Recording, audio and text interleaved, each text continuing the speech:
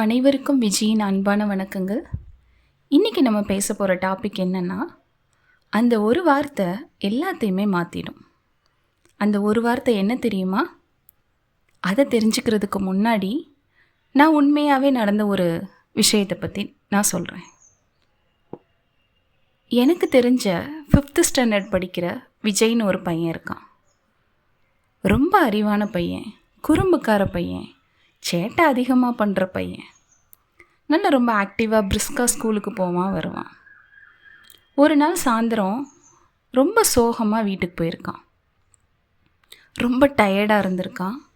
கண்ணெல்லாம் கலங்கி போய் முகம்லாம் வீங்கி போய் வீட்டுக்கு போகிறான். அம்மா பார்த்துட்டு, விஜய் சீக்கிரம் வா, ட்ரெஸ்ஸை சேஞ்ச் பண்ணு, ஃபேஸ் வாஷ் பண்ணு, ஸ்நாக்ஸ் சாப்பிட்டுக்கோ, டியூஷனுக்கு டைம் ஆயிடுச்சுப்பா, சீக்கிரம் போய் கிளம்பு அப்படின்னு சொல்கிறாங்க. அந்த குழந்தை எதுவுமே பேசலை. அமைதியாக ரூமுக்குள்ளே போய் ட்ரெஸ் மாற்றுறதுக்காக போகுது. அந்த டைமில் அவங்க கிளாஸ் டீச்சர் அவங்க அம்மாவுக்கு கால் பண்ணுறாங்க. விஜயோட அம்மாவா பேசுகிறீங்க? இன்றைக்கி உங்கள் குழந்தை கிளாஸில் என்ன பண்ணால் தெரியுமா? சயின்ஸ் கிளாஸ் எடுத்துகிட்ருக்கேன், ரொம்ப சீரியஸான டாபிக் பற்றி பேசிகிட்ருக்கோம். உங்கள் குழந்தை அதை கவனிக்கிறத விட்டுட்டு பின்னாடி திரும்பி மற்ற பசங்களோட பேசிகிட்ருக்கான், ட்ராயிங் பண்ணிகிட்ருக்கான். ஸோ நான் இன்றைக்கி அவனை திட்டேன் அப்படின்னு சொல்கிறாங்க.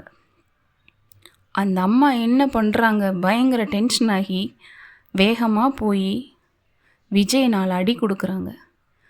உனக்கு எவ்வளோ கஷ்டப்பட்டு நாங்கள் ஃபீஸ் பே பண்ணிகிட்ருக்கோம், இன்னும் குடும்பத்தோட சூழ்நிலை தெரியாமல் நீ இன்னும் இவ்வளோ சேட்டை பண்ணிகிட்டு இருந்தே, எப்போ நீ திருந்த போகிற, எப்படி நீ இந்த வாழ்க்கையை வாழ போகிறன்னு நிறைய வார்த்தைகள் பேசி அந்த குழந்தைய திட்டுறாங்க. இதை பார்த்துட்டு அந்த குழந்தை என்ன நினைக்கிதுன்னா, நான் வேகமாக வீட்டுக்கு வர்றேன், அழுதுகிட்டே வர்றேன், சோகமாக வரேன், என் அம்மா என்னை கூப்பிட்டு கிளாஸில் என்ன நடந்துச்சுன்னு கேட்பாங்கன்னு எதிர்பார்த்தேன். ஆனால் கேட்கல. அவங்களும் டீச்சர் சொன்னதை கேட்டு என்னை அடிக்க தான் செய்கிறாங்க அப்படின்னு ரொம்ப ஃபீல் பண்ணிகிட்டு இருந்தது அந்த குழந்தை.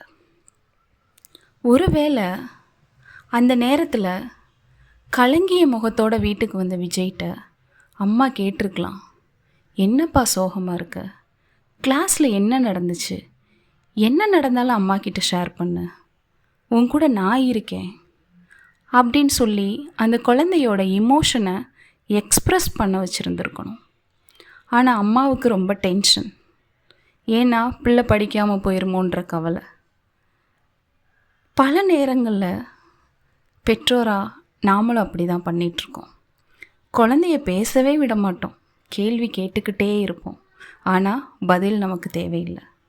ஏன்னா குழந்தை பேசிட்டா தான் அதோட இமோஷன்ஸ் எல்லாம் எக்ஸ்ப்ரெஸ் ஆயிருமே, நாம் பேச விட மாட்டோமே.